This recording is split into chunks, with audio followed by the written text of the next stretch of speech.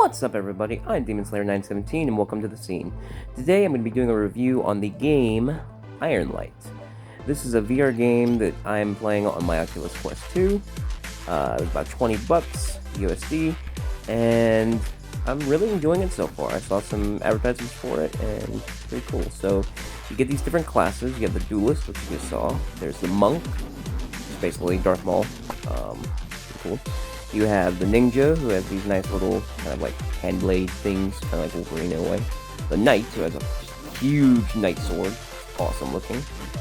The Reaper, who obviously has a sickle, pretty cool. This guy, who has a spinning mace. There's a Samurai with a katana-style sword. And then, I can't remember this guy's name, but he has a giant warhammer, so we're just calling him Smashy. Each character has a difficulty rating, letting you know how difficult that character is to run, which I really appreciated. I thought, oh, that's pretty cool.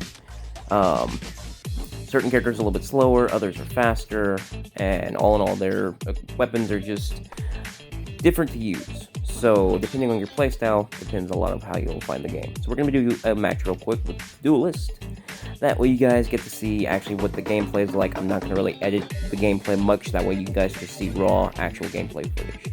The menu's kind of a little confusing at first, but once you look at it for a few minutes, you get it. So we're just doing a regular duel. This is going to be a one-on-one with a computer player. I'm not going against another player right now. I'm not that good at it yet. So yeah, I like this whole arena aspect of the do. It's really cool. It really hypes it up a lot. And just this whole intro thing, to me, is really cool. I like it a lot. I love this, as you guys are about to see. Wait for it. See my hand going up there, and boom, you catch your weapons, and they're just awesome. As a duelist, you get a rapier-style sword and a small shield. Now, the shield does take damage over time, and will shrink down. As you can see, I'm just getting completely annihilated by this guy. So when they zoom up like this, you can't actually hit them. And if you zoom up on them, they can't hit you. It's all about defending. You want to try to block their weapon. And as you can see here, he's not hitting me, I'm just hitting him. I found that this method, this kind of back and forth thing, worked the best. So, as you put the weapon behind your head, it recharges the weapon. Because the weapon can break, and then it won't do anything. You can launch projectile attacks like you just saw. And then I'm charging up again. Some of the controls I'm still trying to get the hang of. Some of them are still a little confusing. As you can see there, when I'm thrusting, my sword was not charged up, so it really didn't do anything. As far as some of the mechanics go, I'm still trying to get the hang of them. Still trying to, do that. I do like this charging effect that you just saw. It reminds me kind of like Dragon Ball Z style. Going Super Saiyan.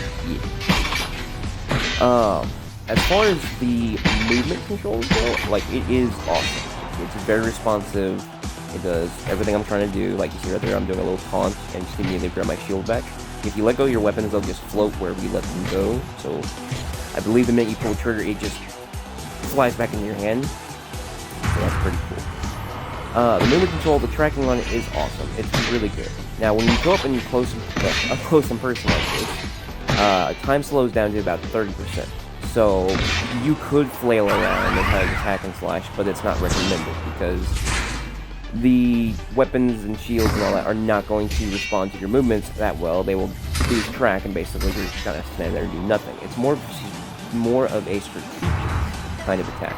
You want to actually think about what you're doing. And I can see as the game progresses and you get harder and harder, that's going to really come in handy. Like right now, this dude's pretty simple, pretty easy. This is like good, easy simple. So, to sit there and eventually go against real players or even NPCs that are much harder, I can see where it's going to really come in handy and you really have to think about it.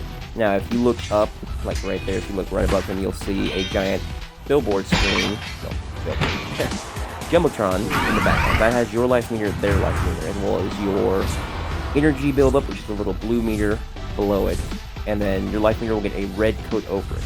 Now that makes it, if you have full red bar over your orange bar, you'll take less damage. But you can use the charging up attack that will drain your red bar down and boost your blue bar up. And the blue bar is what you use for attacks, like I'm using projectile attack there, as well as when you launch forward, that's how much time you have to attack them, and so forth. Now both your blue bar and red bar do slowly charge up over time, but that's a way of getting it up faster. So you can guard attack more, but you leave yourself more vulnerable. It's kind of a double-edged sword, if you will.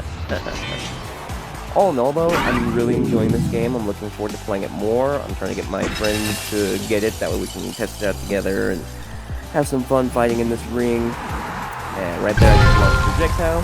Boom, knocked him out. That's pretty good. And this is where the responsiveness comes in. Like, it's really responsive. It really does what you want. I'm doing all these flailing attacks and trying to look all cool. Kind of looks like a moron to begin with. Anyway, but that about does it. So that is the game. There's a lot to it, and it's a pretty decent bargain for this price. So thank you guys so much for watching. Hope you enjoyed. Leave me a like if it helped you.